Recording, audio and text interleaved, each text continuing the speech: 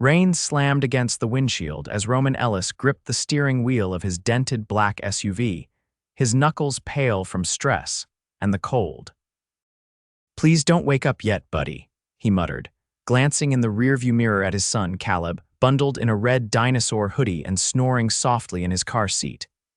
They just left the diner where Roman pulled a double shift, and he was praying Caleb would stay asleep until they got home. They needed this night to just go smoothly, but nothing ever went smoothly. A blur of silver darted into the road ahead, and Roman slammed the brakes hard. Jesus! The SUV skidded slightly on the wet pavement, coming to a halt just inches from the woman standing in the rain, her black heels in one hand, her soaked designer dress clinging to her like it was painted on. She didn't move. Roman threw the gear into park and jumped out. "Are you okay?" "What are you doing out here?" The woman's dark eyes locked with his, wild and panicked. "Please," she gasped. "I need to get out of here. Now, ma'am, are you hurt?" "No." "But if I stay here, I'm not going to be safe." Roman looked around, saw nothing but the empty stretch of road and the looming skyline in the distance. "You being chased or something?" She didn't answer, just looked back over her shoulder like someone might appear out of the shadows. Then she turned back to him, her voice shaking. "I'll pay you whatever you want, just drive, please." Roman hesitated only a second. Caleb was still asleep. The woman looked like she just walked out of a boardroom, not a bar, and something about the desperation in her voice made his gut twist. "Get in," he said, opening the passenger door. She didn't even hesitate. She climbed in, hugging her heels to her chest. Roman got back behind the wheel and pulled back onto the road. "You got a name?" She hesitated. "Zara." "All right, Zara." "Where to?" "Anywhere but here." He glanced at her again. Her makeup was smeared, but she didn't seem drunk, just scared and soaking wet. "There's a 24-hour diner a few miles up. We'll stop there. You can dry off and tell me what's going on." She looked like she might argue, but then nodded. "Okay." Caleb stirred in the backseat, and Roman reached one hand back, rubbing his son's leg gently. "Just sleep, little man." Zara blinked at the sound. "That your son?" "Yeah, Caleb, he's 5. You drive strangers around with your kid in the car." Roman shot her a look. "I don't usually find strangers standing barefoot in the rain looking like they're about to faint." Zara didn't answer that. She just looked out the window, jaw tight. They pulled into the diner parking lot, and Roman parked under the awning. "Can't leave Caleb alone. You go in." "I'll bring him in after I park." She hesitated, then opened her door and ran inside. Roman parked at the far end, unbuckled Caleb carefully, and carried him in. The boy stirred but didn't wake as Roman slid into the booth across from Zara, keeping Caleb curled up on his lap, using his jacket as a blanket. "You okay now?" he asked. Zara had ordered a coffee. She wrapped both hands around the mug, her fingers still trembling. "I was at a fundraiser. Someone I trusted tried to corner me. I got away." Roman's jaw tightened. "You want to call the cops?" She shook her head quickly. "No, it's complicated." He leaned back. "So what, you're some kind of executive?" Her lips twitched like she wanted to laugh but couldn't. "CEO of Olin Tech." Roman blinked. "Wait, that's your company?" "Yes, you're Zara Olin." "Yeah." Roman exhaled, stunned. He'd heard of her. Everyone had. She ran one of the biggest tech startups out of Chicago. She was on magazine covers. And now she was sitting across from him in a cheap diner, soaked to the bone and clutching a coffee like it was her only lifeline. "I don't know who else to trust right now," she said quietly. Everyone at that event was either on his payroll or trying to look the other way. "I just needed to get out." Roman nodded slowly. "Well, I'm not on anyone's payroll, except the diner's." Zara looked at him, studying his face. "You're a single dad." "Yeah." "Where's his mom?" "She left when Caleb was 2. Haven't seen her since." Zara swallowed. "I'm sorry." Roman shrugged. "We're doing all right. You work at that diner?" "Third job this year. I used to be a mechanic until the shop closed. Now I do whatever pays." Zara looked at the sleeping boy in Roman's arms, her eyes softening. "He's lucky to have you." Roman didn't know what to say to that. They sat in silence for a while, the diner buzzing softly around them. Then she said, "I can't go home yet." Roman looked up. "You want to crash at our place?" She blinked. "What?" "I mean, it's not much. Tiny apartment above a laundromat, but it's safe. And Caleb and I don't bite." Zara hesitated. "I don't want to cause trouble." "You already did when you jumped into the road," Roman said, cracking a small grin. Might as well finish the job. Her laugh was tired but real. Okay. Just for tonight. Back at the apartment, Roman laid Caleb in his bed and gave Zara a clean flannel shirt and sweatpants to change into. She emerged from the bathroom looking like a different person barefoot, hair damp, face clean. I look ridiculous, she muttered. Roman handed her a mug of tea. You look like someone who survived. She looked at him then, eyes soft. Thank you, he shrugged. You're welcome.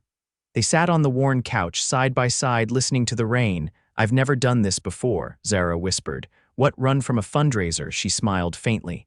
No. Let someone help me. Roman looked over. Well, maybe you should do it more often. She turned her face toward his. Maybe I should. And in that moment, with the storm outside and Caleb sleeping down the hall, something shifted. Roman didn't know what it was yet. But Zara Olin had walked into his life like a hurricane, and he had a feeling she wasn't leaving anytime soon. Sunlight bled through the slats of the blinds, casting faint golden lines across the worn hardwood floor. Roman cracked one eye open, still on the couch, his back stiff from sleeping angled so Caleb could stretch out comfortably on the other cushion. The apartment smelled faintly of coffee, strong and fresh. He sat up slowly, blinking off sleep, and caught sight of Zara standing by the tiny stove, wearing the same flannel shirt and sweatpants, sleeves rolled up, her hair pulled back with a rubber band he didn't remember owning. She was pouring hot water into 2 mugs, the kettle whistling faintly behind her. You're up early, he said, his voice hoarse from sleep. I couldn't sleep much, she replied without turning. I figured the least I could do was make coffee.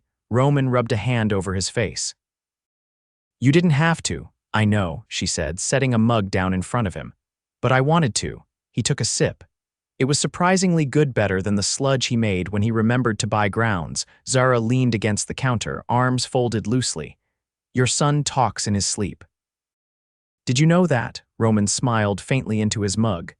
Yeah, he dreams about robots mostly.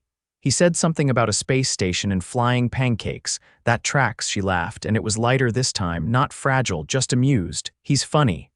Roman nodded. He's my whole world.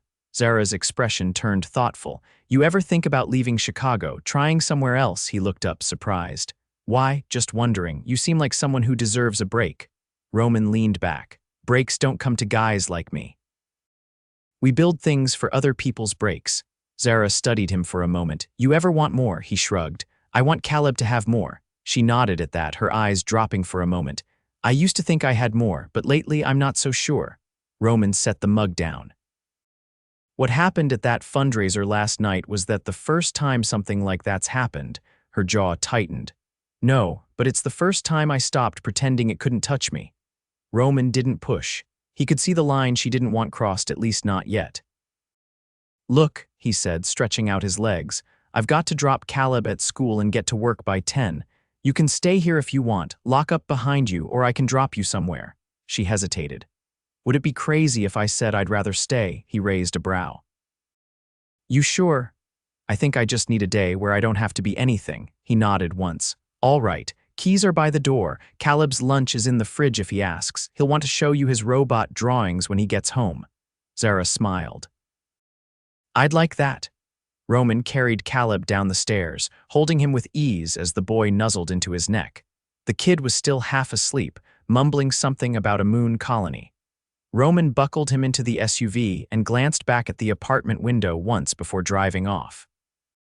By the time he returned that evening, the apartment smelled like garlic and tomatoes, and Caleb was chattering animatedly from the living room.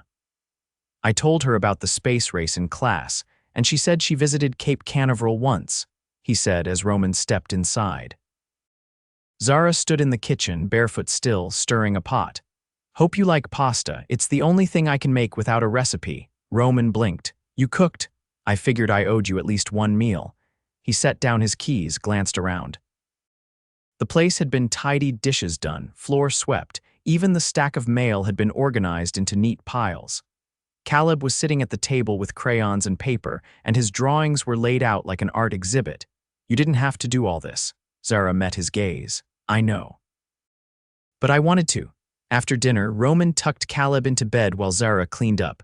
When he returned, she was standing by the window, arms crossed, watching the street below. "I should go back tomorrow," she said quietly. Roman leaned against the wall. "You ready for that?" "No." "But I can't stay hiding in your apartment forever," he nodded slowly. "You want a ride?" She looked over her shoulder at him. "Would you come with me?" Roman blinked. "To your building?" "To a meeting with my board. I need someone in the room who isn't afraid to call out the truth." He pushed off the wall. "Zara, I'm not a lawyer or a strategist. I fix cars and pour coffee." She turned fully toward him now. "Exactly. You're not on anyone's payroll. You didn't flinch when I told you who I was. You didn't treat me like a headline. You saw me." Roman exhaled slowly. "That's a lot of pressure to put on a guy you met less than 24 hours ago.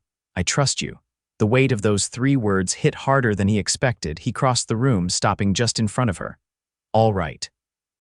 I'll go." Zara looked up at him, something soft and uncertain flickering in her eyes. "Thank you." He gave a small nod. "You think they'll listen to a guy in flannel and work boots?" She smiled, and it was different this time, confident, almost daring. "They'll listen to me. And I'll be listening to you." Roman didn't know how this woman, this CEO who probably had private jets and multi-million-dollar deals, ended up in his world. But as her fingers brushed lightly against his, and neither of them pulled away, he knew one thing. Whatever this was becoming, it wasn't just about last night anymore. The lobby of Olin Tech's downtown headquarters was all steel and glass, cold perfection polished to a shine. Roman stood beside Zara, his boots quiet on the marble floor, his button-down shirt freshly ironed with the tags still clinging to the inside seam. He'd bought it that morning with every spare dollar he had. Caleb was at school, dropped off early with a neighbor watching him until Roman got back. Zara looked straight ahead as they waited for the elevator, her jaw tense, her expression unreadable. "You sure about this?" he asked, his voice low. Her hand brushed his just for a moment. "No, but I need to do it anyway." The elevator doors opened and they stepped in, floor 32. The boardroom was waiting. Inside, the conference table gleamed under recessed lights, surrounded by a half-circle of tailored suits and narrowed eyes. Zara walked with her shoulders squared, like she wasn't still wearing bruises from the night she ran. Roman followed, silent but solid beside her. The meeting began without ceremony. A man seated at the far end leaned forward, his voice clipped. "Zara, we weren't expecting you until next week." "I moved up the timeline," she replied. "There's been a development." From his tone, Roman guessed this was Tobias Vance, the company's general counsel. His eyes flicked toward Roman.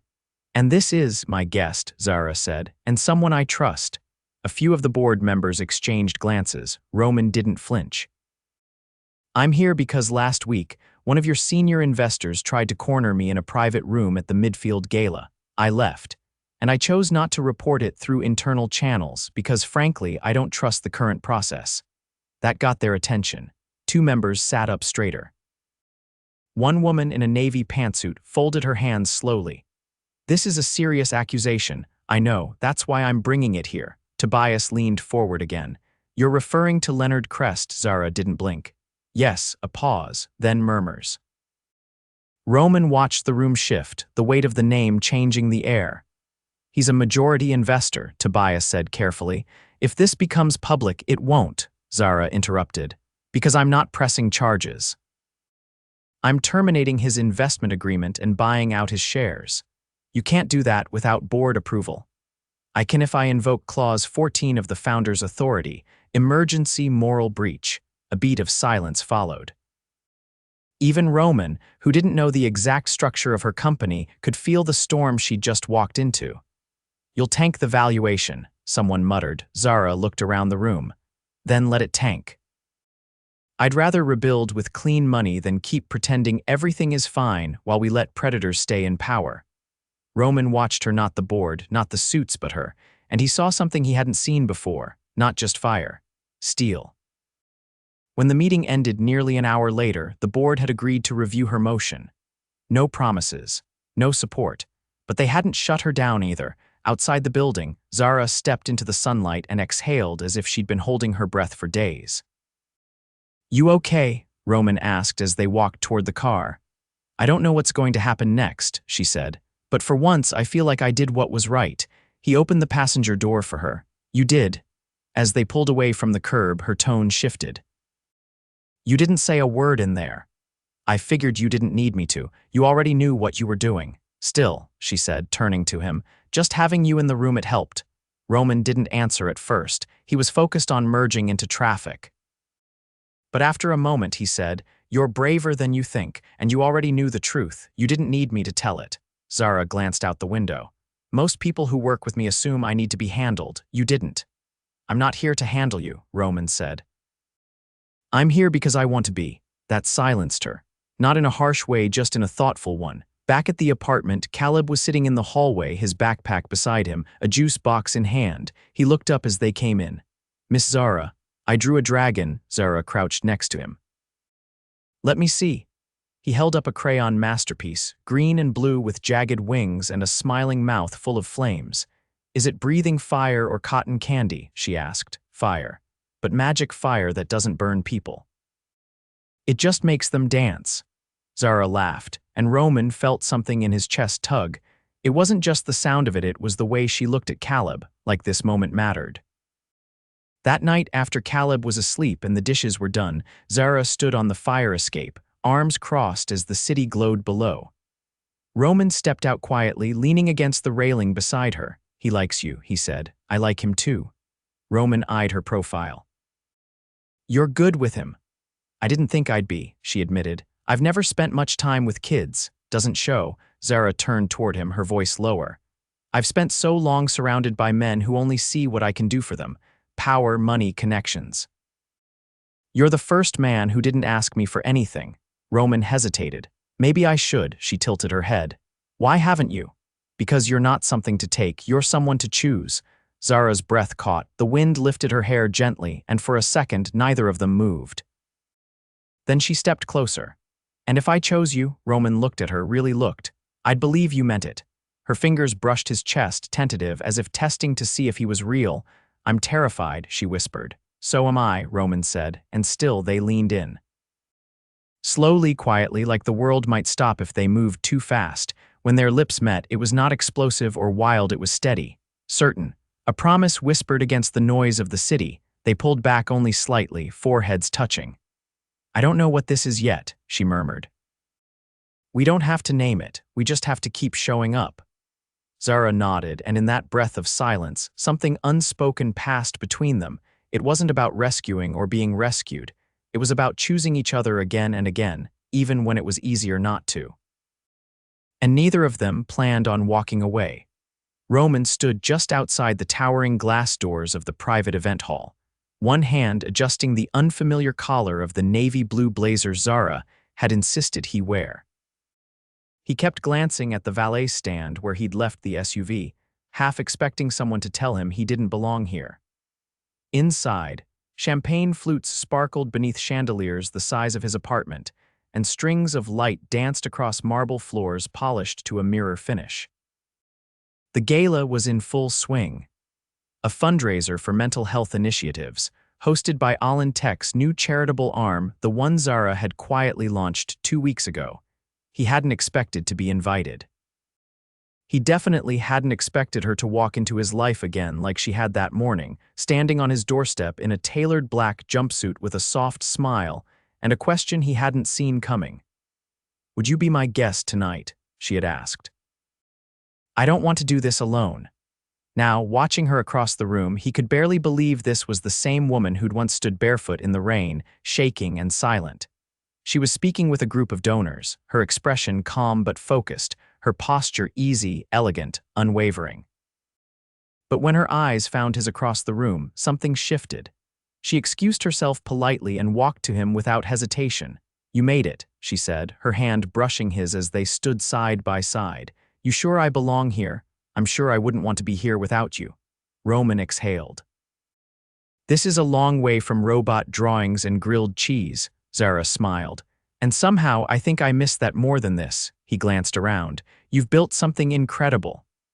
I'm still building, she said. But I'm not building it alone anymore. A server passed with a tray of champagne, and Zara took 2 glasses, handing him one. Roman eyed it warily.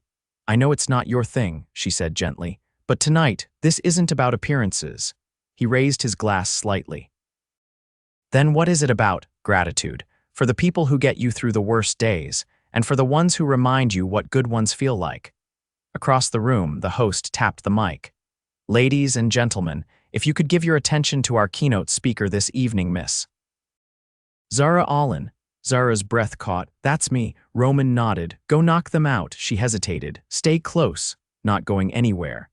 As she stepped onto the stage, the audience fell into quiet anticipation. Zara stood behind the podium, eyes scanning the room, her fingers resting lightly on the edge. 3 months ago, she began, her voice steady, I left a room full of people who were too polite to acknowledge what was happening in plain sight. I ran. Not because I was weak, but because I finally realized I deserved better than silence. There wasn't a sound in the room. I'm here tonight not as a CEO, but as someone who's still learning how to ask for help, who's learning how to rebuild trust, who's learning that strength is not isolation, it's community. Roman watched her, heart thudding. I'm proud to announce the founding of the Ellis Initiative, she continued, an outreach program for survivors of workplace harassment and power abuse. Named not after a corporation, but after the person who taught me what real courage looks like. She looked directly at Roman Ellis. A father. A man who gave me safety when I had none, who never asked who I was but saw who I could be. And who reminded me, every single day since, that healing isn't a finish line, it's a choice. Applause erupted, rising in waves. Zara stepped down from the podium, weaving through the crowd as they clapped and turned and whispered, and watched her walk straight to the man who stood still as stone near the back. I didn't tell you, she said softly, because I wanted it to be a surprise. Roman stared at her. You named it after me. You saved me, and I don't mean the night you picked me up, I mean every night since. He looked down at their hands.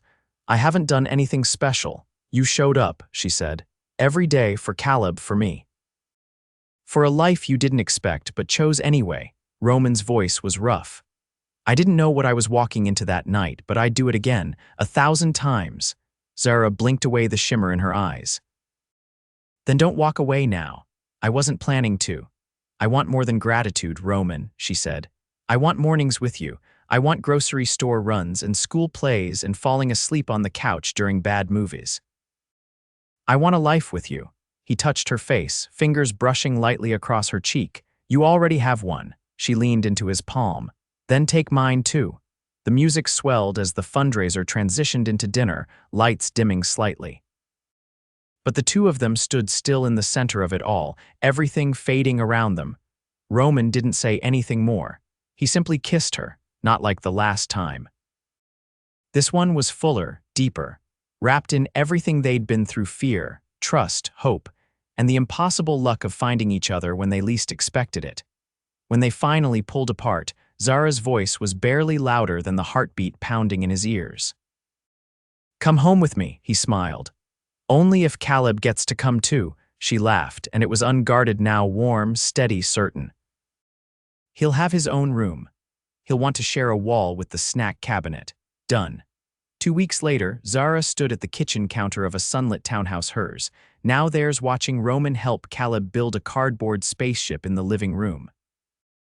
Laughter echoed off the walls, and the smell of fresh paint and morning coffee filled the air. He looked up, caught her watching, and held up a crooked cardboard wing. Engineer says we need more glue. Zara crossed the room and kissed his temple. Engineer gets anything he wants. Roman pulled her in, his arms sliding easily around her waist. So do I, he murmured. Zara smiled against his shoulder. Yes, you really do. And for the first time in a long, long time, there was nothing left to run from, only something to run toward together. The first snow arrived overnight, blanketing the townhouse's quiet street in a soft hush.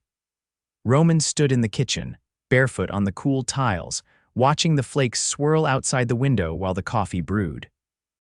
The house was still except for the distant hum of Caleb's morning cartoon drifting from the living room. Zara came down the stairs wearing one of Roman's sweatshirts, her hair gathered in a loose knot, cheeks faintly flushed from sleep. She walked straight to him and slid her arms around his waist from behind. I didn't expect snow this early, she murmured, her voice still thick with sleep. Roman tilted his head back against hers. Welcome to November in Chicago. They stood like that for a while, warm in the silence, the smell of coffee curling between them. Zara lifted her chin to his shoulder. I spoke with the board again yesterday. They approved the full charter for the Ellis initiative. We're launching next quarter, fully funded. Roman turned to face her. That's fast. They've been different, not perfect, but since Crest was bought out, it's like they're finally listening. There's momentum now. You're the momentum, he said. Zara leaned into him. I want you to be part of it, not just as a name. I want you on the advisory board. He blinked. You want me on the board? I don't even have a degree. You have more clarity than half the people in that room. You know what safety looks like. What it feels like to fight for something that matters. He didn't answer right away. I don't want to be a symbol, he said finally. I want to be useful. Then say yes. Roman studied her for a moment, then nodded. All right, but I'm not wearing a tie, Zara grinned. Deal? Later that day, while Caleb built snow creatures in the yard with their neighbor's son, Roman and Zara walked through the park nearby, gloved hands clasped, a thermos of cocoa swinging between them. The snow had turned the world quiet, the city sounds muffled, distant. I got a call from my father this morning, Zara said, her eyes scanning the frozen pond ahead. Roman raised an eyebrow. Didn't know you still spoke. We haven't in years. He saw the article about the initiative, said he was proud of me. Roman said nothing, waiting. I don't know how I feel about it. He was never proud when it mattered. You don't owe him anything, Roman said. She nodded. I know, but it felt like closing a door, one I didn't realize was still open. Roman squeezed her hand. You've built your own house now. Doors and all. As they passed the playground, Zara paused at the swing set, watching a little girl in a puffy pink coat being pushed by her mother. Roman stopped beside her. I used to think I'd never have a family, she said, that I was too much, too driven. Too complicated. He looked at her, his voice quiet. You're exactly enough. She turned to him. I want to marry you. Roman blinked. You, what? I know it's fast. I know we haven't even talked about it, but I don't want to keep waiting for some perfect time. I love you. I love Caleb. I want to be a real family. Roman searched her face. You're serious. I've never been more serious about anything in my life. He dropped the thermos in the snow and pulled her in, fast and hard, kissing her like the world had stopped. When they broke apart, his forehead pressed to hers. Then marry me, she laughed, breathless. That's not how proposals usually work. I don't care. I'm not letting you beat me to it. They kissed again, snowflakes drifting lazily around them. 3 weeks later, they stood in a sun-drenched room at the courthouse, Caleb holding the ring box with solemn pride. Zara wore a cream dress with sleeves to her wrists and her hair down in soft waves. Roman wore the navy suit she'd picked out, no tie, just like he said. The ceremony was simple. Just them, Caleb, the judge, and 2 witnesses they barely knew. But when Roman slid the gold band onto Zara's finger, nothing had ever felt more right. I vow, he said softly, to show up. Every day, for you, for us, Zara's voice trembled. And I vow to never run again, not from you. Not from the life we're building. Afterward, they walked hand in hand through the snow-dusted plaza outside, Caleb running ahead, flinging handfuls of powder into the air. You know what this means, Zara said, squeezing Roman's hand, that we need to find a cake. That too, but also. Now I get to call you my husband, he grinned. Say it again. My husband, he kissed her temple. Say it forever, she smiled into his chest. That's the plan. By spring, the townhouse had been renovated. Zara turned the spare bedroom into a study for Roman, outfitted with a desk, a wall of bookshelves, and a corkboard covered in sticky notes labeled with ideas for the initiative. Caleb's drawings were framed and hung alongside them, a constellation of color and imagination. On weekends, they took road trips.